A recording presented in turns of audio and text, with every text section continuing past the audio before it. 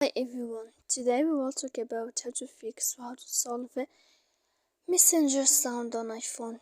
To know how to fix or how to solve messenger sound on iPhone, you should just go to settings like this. You will click. After that, in this page, you will go to apps, default apps, app settings. When you will see this page, you will go to apps. You will go to find the application of messenger, and then in this page you will go to click for stop.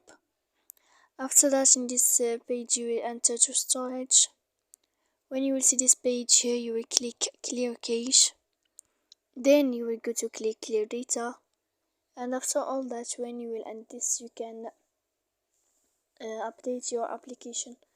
So please don't forget to support us by like and subscribe. See you next time in another video, and thank you for watching.